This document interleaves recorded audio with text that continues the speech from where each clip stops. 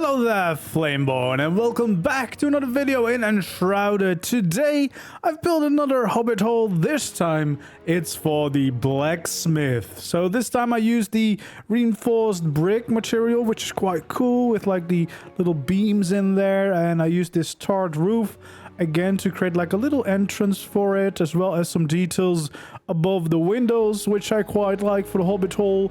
And then for the Blacksmith, I added a little workplace here to the side as well. So our ever-growing little starter Hobbit village is definitely expanding and definitely getting very, very cozy. I do need to spend some more time crafting up different decorations and unlocking them and everything, but I just wanted to show you the progress of this new Hobbit hole. And as always, at the end of the video, I'll show you exactly how I built it, so you can follow along if you wish to build it yourself. We're like located right here, so this is just across from where the starter area is. This is where we decided to do a little starter base right next to the salt mine, which is a quite nice little hilly forest side, which is quite cool for the main build that we started with. This little house here, which was the first Hobbit hole.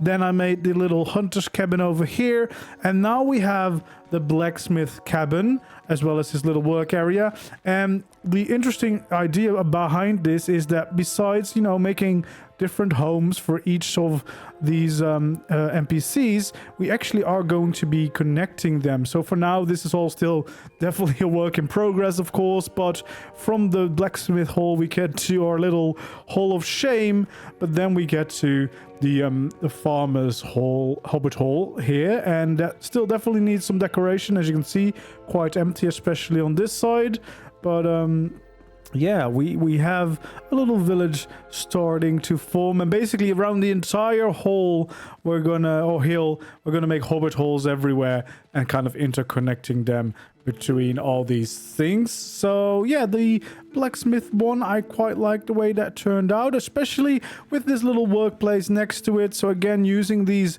like gateways that they are, making a hole in the ground to make them a little bit lower, placing them, and then adding a roof on top of it, which I think works very well. Little raised platform made out of flintstone, and then we have all his little workstation out here to be crafted. Little bit of decorations around here as well to kind of bring it to life even more. And yeah, there we go. We have also our little Hobbit hole, and of course it also has a chimney up here with a nice, well, you can actually see the flame. Maybe I should place it a little bit lower, but with a little bit of smoke coming out from it. I added some holes in this top of this chimney, which I quite like, adding a little bit of detail to the sides. Yeah, there we go. This is the little Hobbit hole. So I quite like the entrance again with this little roof above it. Just makes it stand out a little bit more. And then we also have these little roofs in front of the windows, which I quite like, bringing back that rustic theme.